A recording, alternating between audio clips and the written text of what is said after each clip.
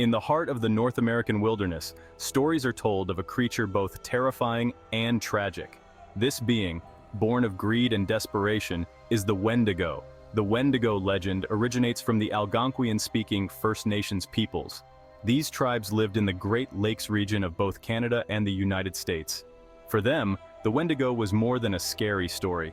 It was a real threat, a representation of the dangers of winter and the darkness that can reside in the human heart. The Wendigo embodied the spirit of famine and insatiable hunger. It served as a cautionary tale about the dangers of greed, selfishness, and the violation of important cultural taboos. The legend served to reinforce the importance of sharing, generosity, and respect for the natural world, especially during times of hardship. The Wendigo story was a powerful tool for teaching important moral and social lessons. Imagine a creature born of nightmares, a twisted mockery of both human and animal. The Wendigo is often depicted as a towering figure, emaciated and skeletal. Its skin is stretched taut over its bones, as pale and lifeless as moonlight on snow. Its eyes burn with an unnatural hunger, glowing like hot coals in the darkness. Some stories describe the Wendigo with long, sharp claws, perfect for tearing flesh. Its teeth are jagged and uneven like shards of ice. Its breath is said to be cold enough to freeze the air around it, carrying the scent of decay and death. The creature's heart beats slowly, if at all, a hollow thump that echoes through the silent forest.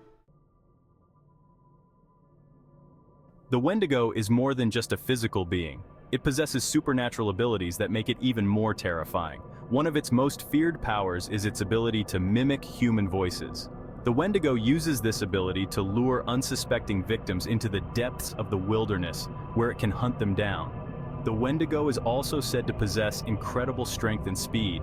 It can move silently through the forest, its footsteps leaving no trace in the snow. Legends speak of the Wendigo's ability to grow larger with each human it consumes. This insatiable hunger makes it a relentless and terrifying predator.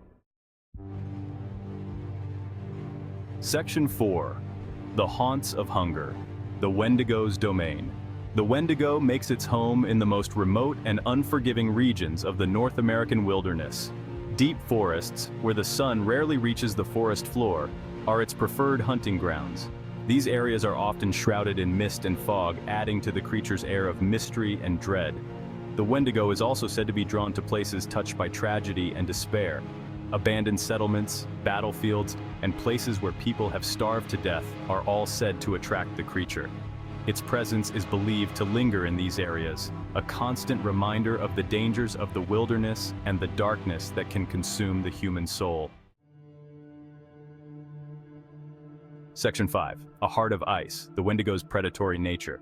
The Wendigo is a creature driven by an insatiable hunger, an endless craving for human flesh. It preys on those who wander too far from the safety of their communities or who become lost in the wilderness. The Wendigo is a patient hunter, stalking its prey for days or even weeks. It uses its ability to mimic human voices to lure victims into traps or to separate them from their companions.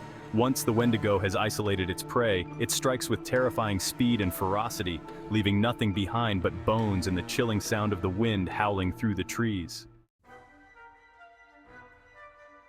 Section 6. Facing the Monster, Shamans and the Wendigo. In Algonquian traditions, shamans or medicine men played a crucial role in protecting their communities from the threat of the Wendigo.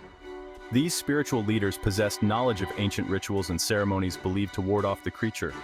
Shamans would often wear masks and elaborate costumes during these ceremonies to invoke the power of the spirits. They would also use herbs, amulets, and other sacred objects to create protective barriers around villages and campsites. In extreme cases, shamans were tasked with confronting and subduing a Wendigo that had already claimed victims. This was a dangerous undertaking, as the shaman had to enter the spirit world and face the creature on its own terms. Section 7. Traditional Wendigo Ceremonies.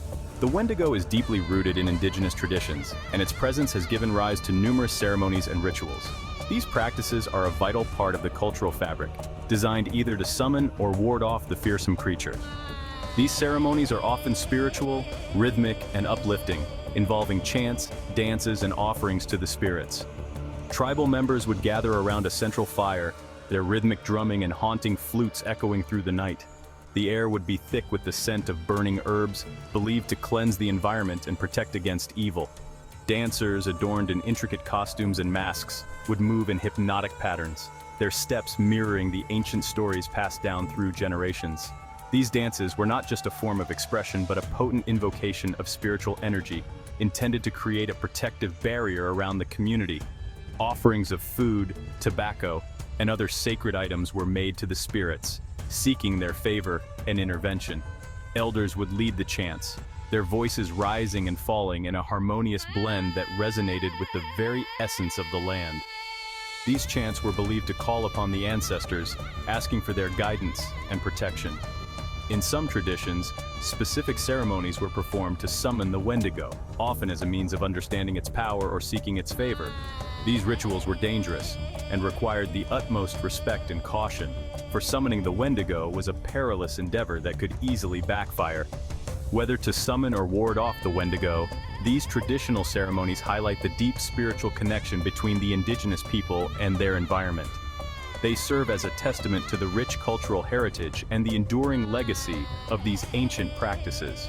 And so, the story of the Wendigo continues to be told, not just as a tale of terror, but as a reminder of the powerful traditions that seek to understand and balance the forces of nature.